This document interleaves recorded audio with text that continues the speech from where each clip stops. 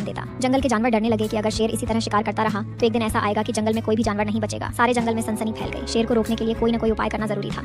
एक दिन जंगल के सारे जानवर इकट्ठा हुए और इस प्रश्न पर विचार करने लगे। अंत में उन्होंने तय किया कि वे सब शेर के पास जाकर उनसे इस बारे में बात करें। दूसरे दिन जानवरों के एक दल शेर के पास पहुंचा। उनके अपनी ओर आते देख शेर घबरा गया और उसने गरज कर पूछा, क्या बात है, तुम सब यहाँ क्यों आ रहे हो? जानवर दल के नेता ने कहा, महाराज, हम आपके पास निवेदन करने आए हैं। आप राजा हैं और हम आपकी प्रजा। जब आप शिकार करने निकलते हैं तो बहुत जानवर मार डालते हैं। आप सबको खा भी नहीं पाते। इस तरह से हमारी संख्या कम होती जा रही है। अगर ऐसा ही होता रहा तो कुछ ही दिनों में जंगल में आपके सिवाय और कोई भी नहीं बचेगा। प्रजा के बिना राजा भी कैसे रह सकता है? यदि हम सभी मर जाएंगे तो आप भी राजा नहीं रहेंगे। हम चाहते हैं कि आप सदा हमारे राजा बने रहें। आपसे हमारी विनती है कि आप अपने घर पर ही रहा करें। हर रोज स्वयं आपके खाने के लिए एक जानवर भेज दिया करेंगे। इस तरह से राजा और प्रजा दोनों ही चैन से रह सकेंगे।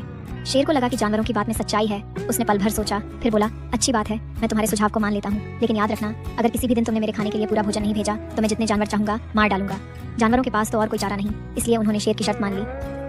उस दिन से हर रोज शेर के खाने के लिए एक जानवर भेजा जाने लगा। इसके लिए जंगल में रहने वाले सब जानवरों में से एक एक जानवर बारी बारी से चुना जाता था। कुछ दिन बाद खरगोशों की बारी भी आ गई। शेर के भोजन के लिए एक नन्हे से खरगोश को चुना गया। वह खरगोश जितना छोटा था उतना ही चतुर भी था। उसने सोचा, बेकार में शेर के हाथों मरना मूर्खता है। अपनी जान बचाने का कोई न कोई उपाय अवश्य करना चाहिए और हो सके तो कोई ऐसी तरकीब ढूंढनी चाहिए जिससे सभी को इस मुसीबत से सदा के लिए छुटकारा मिल जाए। आखिर उसने एक तरकीब सोच ही निकाली। खरगोश धीरे धीरे आराम से शेर के घर की ओर चल पड़ा। जब वह शेर के पास पहुंचा तो बहुत देर हो चुकी थी। भूख के मारे शेर का बुरा हाल हो रहा था। जब उसने सिर्फ एक छोटे से खरगोश को अपनी ओर आते देखा तो गुस्से से बौखला उठा और गरज कर बोला, किसने तुम्हें भेजा है? एक तो पिद्दी जैसे हो, दूसरे इतनी देर से आ रहे हो। जिन बेवकूफों ने तुम्हें भेजा है मैं उन सबको ठीक करूंगा। एक एक का काम तमाम न किया तो मेरा नाम भी शेर नहीं। नन्हे खरगोश ने आदर से जमीन तक झुककर, महाराज, अगर आप कृपा करके मेरी बात सुन लें तो मुझे या और जानवरों को दोष नहीं देंगे। वे तो जानते थे कि एक छोटा सा खरगोश आपके भोजन के लिए पूरा नहीं पड़ेगा, इसलिए उन्होंने 6 खरगोश भेजे थे, लेकिन रास्ते में हमें एक और शेर मिल गया। उसने 5 खरगोशों को मारकर खा लिया। ये सुनते ही शेर दहाड़ कर बोला, क्या कहा? दूसरा शेर कौन है वह? तुमने उसे कहाँ देखा? महाराज, वह तो बहुत ही बड़ा शेर है, खरगोश ने कहा। वह जमीन के अंदर बनी एक बड़ी गुफा में से निकला था। वह तो मुझे ही मारने जा रहा था, पर मैंने उससे कहा, सरकार, आपको पता नहीं कि आपने क्या अंधेर कर दिया है। हम सब अपने महाराज के भोजन के लिए जा रहे थे, लेकिन आपने उनका सारा खाना खा लिया है। हमारे महाराज ऐसी बातें सहन नहीं करेंगे। वे जरूर ही यहाँ आकर आपको मार डालेंगे। इस पर उसने पूछा, कौन है तुम्हारा राजा? मैंने जवाब दिया, हमारा राजा जंगल का सबसे बड़ा शेर है। महाराज, मेरे ऐसा कहते ही वह गुस्से से लाल पीला होकर बोला, बेवकूफ, इस जंगल का राजा सिर्फ मैं हूँ। यहाँ सब जानवर मेरी प्रजा हैं। मैं उनके साथ जैसा चाहूँ वैसा कर सकता हूँ। जिस मूर्ख को तुम अपना राजा कहते हो उस चोर को मेरे सामने हाजिर करो। मैं उसे बताऊंगा कि असली राजा कौन है।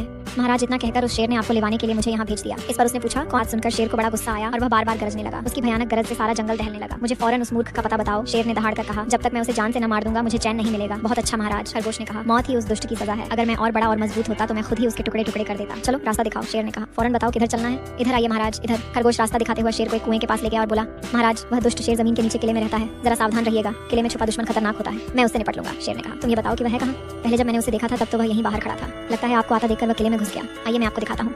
खरगोश ने कुएं के नजदीक आकर शेर से अंदर झांकने के लिए कहा। शेर ने कुएं के अंदर झांका तो उसे कुएं के पानी में अपनी परछाई दिखाई दी। परछाई को देखकर शेर जोर से दहाड़ा। कुएं के अंदर से आती हुई अपने ही दहाड़ने की गूंज सुनकर उसने समझा कि दूसरा शेर भी दहाड़ रहा है। दुश्मन को तुरंत मार डालने के इरादे से वह फौरन कुएं में कूद पड़ा। कूदते ही पहले तो वह कुएं की दीवार से टकराया, फिर धड़ाम से पानी में गिरा और डूबकर मर गया। इस तरह चतुराई से शेर से छुट्टी पाकर नन्हा खरगोश घर लौटा। उसने जंगल के जानवरों को शेर के मारे जाने की कहानी सुनाई।